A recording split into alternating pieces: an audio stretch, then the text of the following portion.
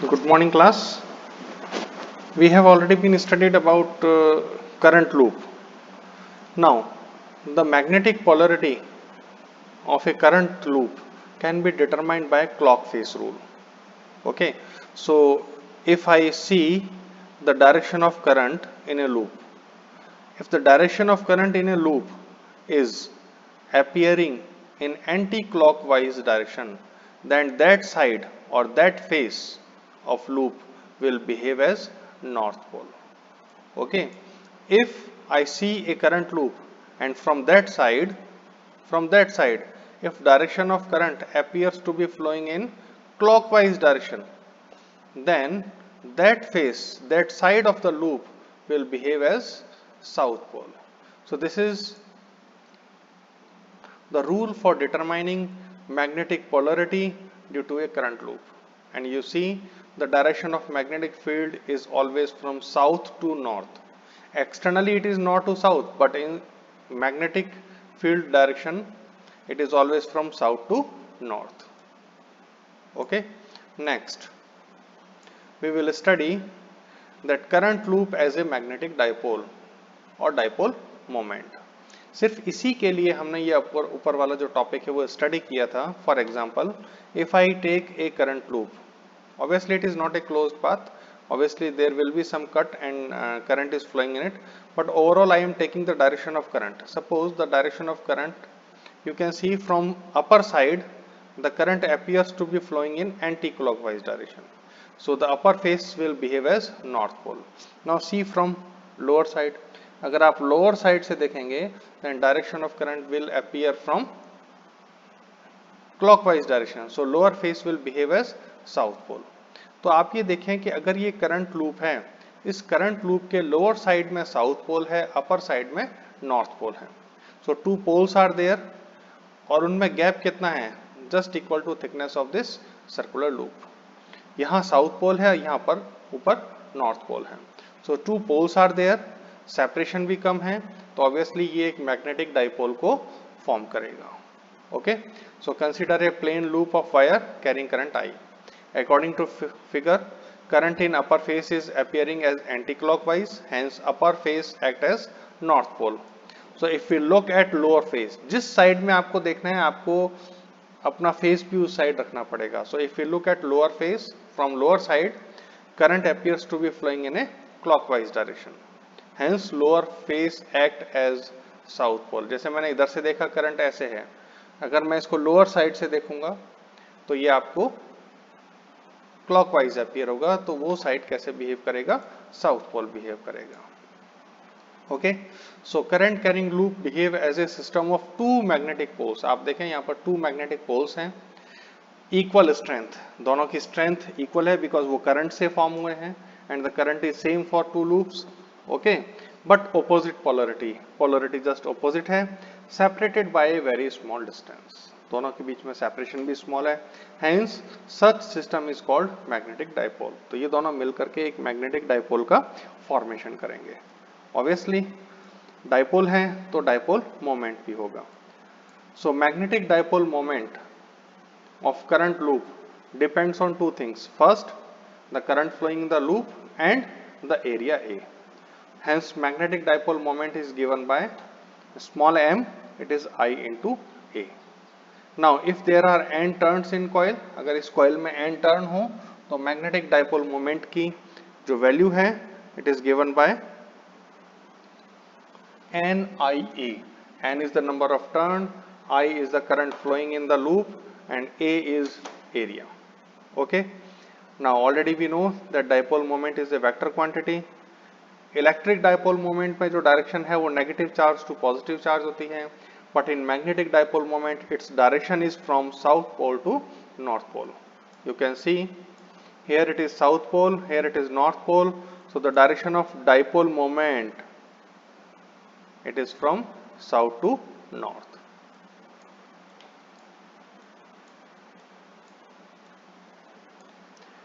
So dipole moment is a vector quantity, its direction is from south pole to north pole. In vector form we can say dipole moment vector m is equal to NIA is magnitude and n cap is the direction, which represented by unit vector. So n cap is unit vector from south pole to north pole.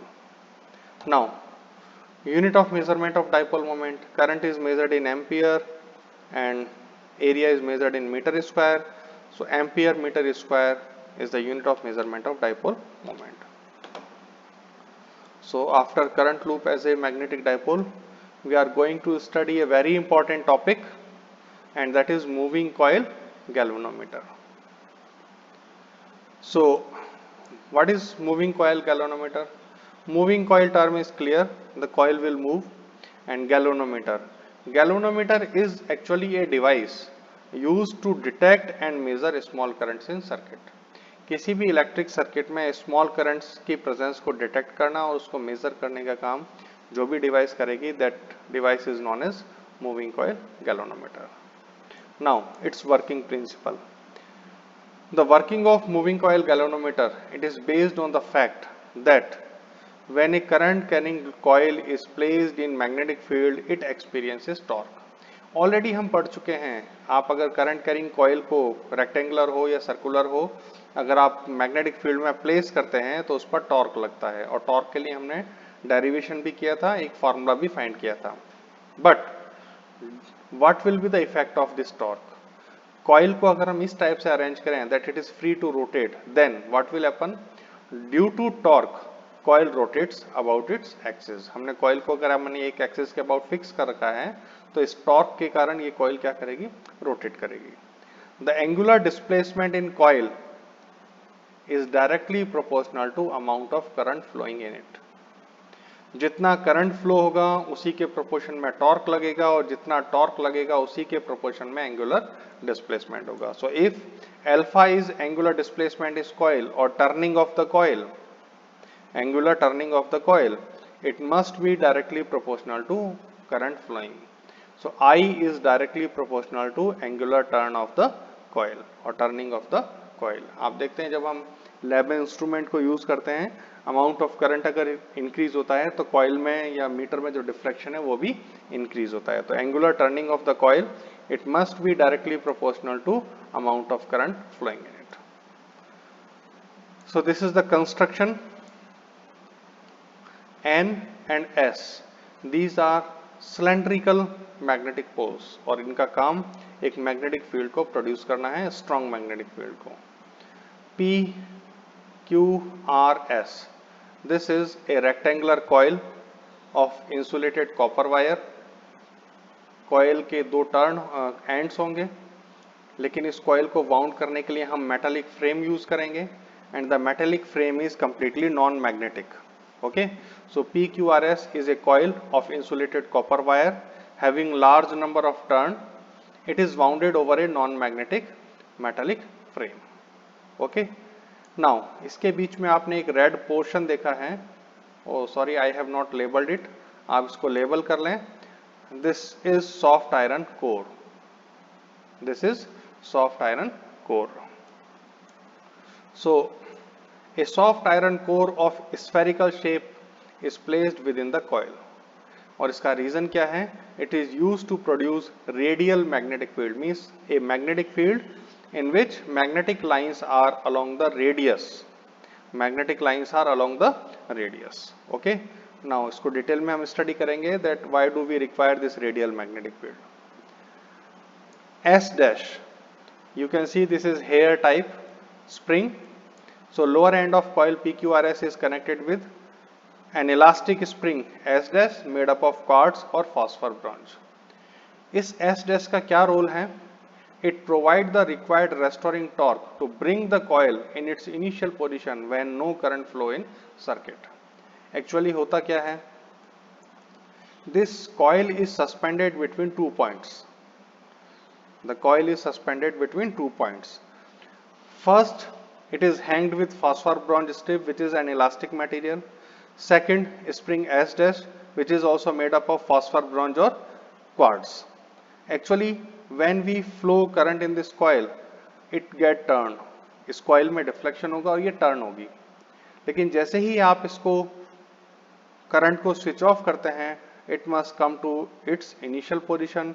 तो initial position पर लाने के लिए जो restoring torque होगा, it is provided by this quartz spring. Okay तो किसी भी सिस्टम को जो डिफ्लेक्ट हुआ है उसको इनिशियल पोजीशन में लाने के लिए जो भी रेस्टोरिंग टॉर्क है it is provided by this hair spring S dash. In examination you have to draw this diagram. ये इस डिवाइस का फ्रंट व्यू है. जैसे first end of the coil ये हो गया terminal T1 and the lower end of the coil it is connected with T2. आप इस डिवाइस को T1 एंड T2 टर्मिनल्स के बीच कनेक्ट करेंगे. Okay but this is the top view that how does it shows deflection. N and S these are through cylindrical magnets. This is rectangular coil. Okay, this is the top view and this red one this is the soft iron core and soft iron core is a ferromagnetic substance. तो यही magnetic lines जब इस soft iron core से pass होती हैं they come closer to each other and the radial magnetic field is produced. What will be its effect? We will study it later on. So this is the pointer connected with this coil. When this turn, coil shows deflection in left or right direction. वो depend करेगा turning किस side में है. This is the measuring scale और जो भी deflection है उसको आप readings को note कर सकते हैं, current को measure कर सकते हैं because amount of current is directly proportional to angular displacement or angular turning. So this is the top view of this moving coil galvanometer. Exam में आपको यही डायग्राम बनाना है. Now length of coil PQ or RS is equal to L. Width of coil QR or SP is equal to B. So obviously area of coil is equal to A L into B. Number of turn in coil N. Current flowing in coil is I. Already we have studied that torque experienced by coil tau is equal to BINA sin theta and theta is angle between area vector A and magnetic field vector B. यहाँ पर area vector है और magnetic field vector है तो उन दोनों के बीच में जो एंगल है that is theta. Now see what happens when we are using radial magnetic field. See, if the magnetic field is radial, obviously the magnetic lines are along the radius. So if I say that this is the position of coil, obviously this magnetic line is crossing the coil. So this is the direction of magnetic field. What is the direction of area vector? Obviously area vector is perpendicular to surface. So angle between area vector and magnetic field vector becomes 90 degree. Here it has been explained in this way. If this is the coil, the magnetic line passing through this coil is this one, area vector is this one, so angle is 90 degree. When coil is in this position, you can see magnetic lines are along the radius, so this is the magnetic line crossing the coil, so magnetic field की direction ये होगी, area vector is perpendicular to it, so angle again becomes 90 degree. Okay, so here we are using radial magnetic field. Hence area vector is always perpendicular to magnetic field vector. Radial magnetic field के case में area vector और magnetic field vector हमेशा perpendicular होंगे. Then theta becomes 90 degree. So sin theta becomes 1. So the torque becomes BINA. Torque becomes BINA. Now because of this torque, coil rotates. Suppose angular displacement in coil due to this torque is alpha. तो अगर angular displacement इस coil में alpha है then torque is directly proportional to alpha. Torque जितना होगा उतना ही angular displacement होगा. So tau is equal to C alpha. Last year 11th class में एक topic था force is directly proportional to X. F is equal to minus KX. Similarly in rotational mechanism torque is directly proportional to angular displacement alpha. So tau is equal to C alpha. C is rotational constant of spring S dash. Because this restoring torque is produced by spring S dash, तो ये spring S dash की properties पर depend करेगा, which is made up of quartz और phosphor. Phosphor और quartz के लिए C की value small होती है. Okay. So ये values put करते हैं. BINA is equal to C alpha. So alpha is equal to B N A upon C into I. You can see B applied magnetic field and number of turn, A area of coil, C is rotational constant. All these three things, all four things are constant. So we can put B N A upon C as constant K. Okay. So you can see that angular displacement alpha, it is directly proportional to I. Okay. So when coil rotates, needle attached with it also rotates on measuring scale and reading can be taken on measuring scale. आप measuring scale पर readings ले सकते हैं. Okay, so this is moving coil galvanometer. Now sensitivity of galvanometer. किसी भी instrument की sensitivity का meaning क्या है? अगर कोई इंस्ट्रूमेंट सेंसिटिव है, इट मीन्स वो फिजिकल क्वांटिटीज को स्मॉल वे में मेजर कर सकता है. So a galvanometer is said to be sensitive if it shows large deflection even when a small current pass through it.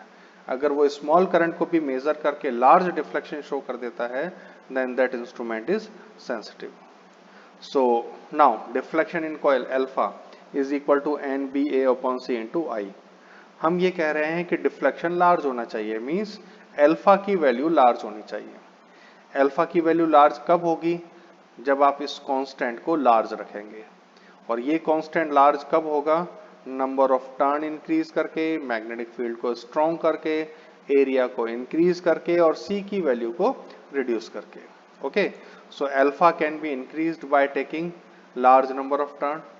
लेकिन ये चीज भी ध्यान रखें, नंबर ऑफ टर्न्स को आप बहुत ज्यादा लार्ज नहीं कर सकते, because if number of turn increases, length of copper wire will also increase. और अगर लेंथ इंक्रीज होगी तो उस केस में उस वायर का रेजिस्टेंस भी इंक्रीज होगा एंड अल्टीमेटली सेंसिटिविटी डिक्रीज होगी. So it can not be increased beyond the limit as N increases, length of wire increases, hence resistance of coil increases. तो कई बार हमें इनडायरेक्ट इफेक्ट्स भी देखने हैं. Strong magnetic field, obviously it can be increased. So magnetic poles की strength को आप इंक्रीज कर सकते हैं. Large area of coil, again just like number of turn, area को आप इंक्रीज तो कर सकते हैं but it can not be increase beyond a limit. Increase area करेंगे तो एरिया इंक्रीज करने पर जो कॉइल का जो वायर का लेंथ है वो अगेन इंक्रीज होगा. Okay, and the small value of C.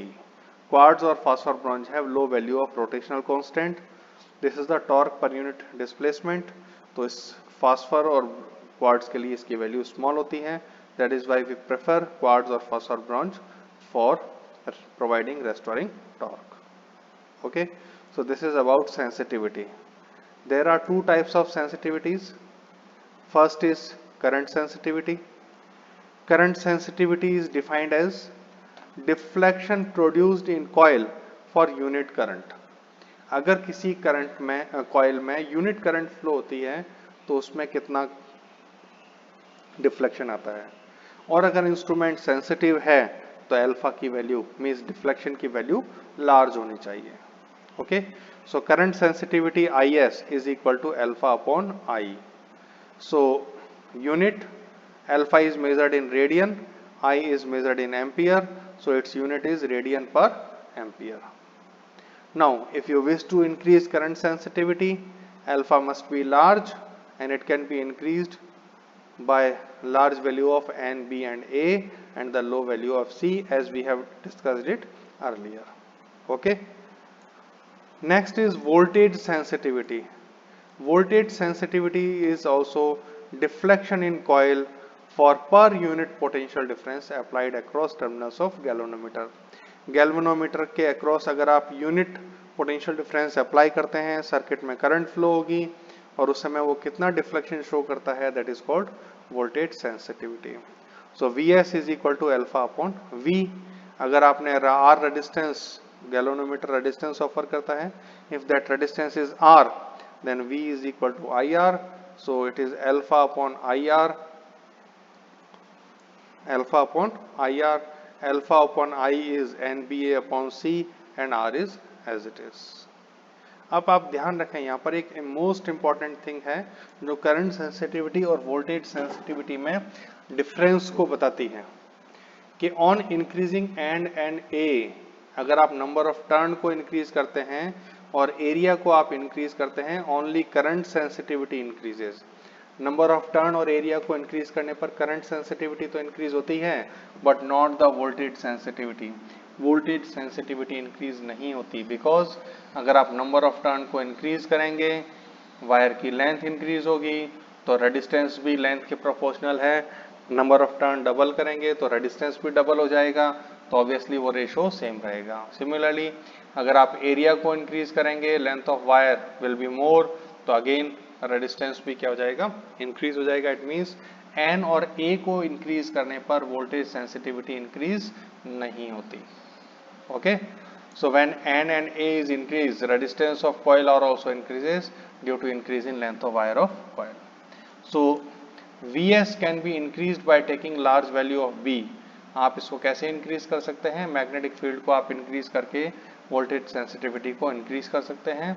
And low value of C, आप रोटेशनल कांस्टेंट की लो वैल्यूज को चूज करके भी आप क्या कर सकते हैं, वोल्टेज सेंसिटिविटी को इंक्रीज कर सकते हैं।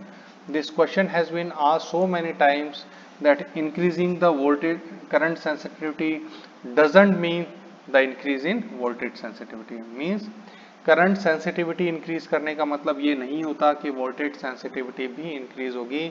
और ये कब पॉसिबल है, जब आप नंबर ऑफ टर्न n और एरिया a को इंक्रीज करते हैं, तब करंट सेंसिटिविटी इंक्रीज होती है, लेकिन वोल्टेज सेंसिटिविटी इंक्रीज नहीं होती। Okay, and unit for voltage sensitivity it is radian पर वोल्ट और डिवीजन पर volt. So this is the most important topic. आप इसको थोड़ा सा अच्छे से तैयार करें, इसमें एग्जाम में इससे रिलेटेड बहुत सारे क्वेश्चंस पूछे जाते हैं। So we will practice these questions later on. Okay, that's all for today, have a good day.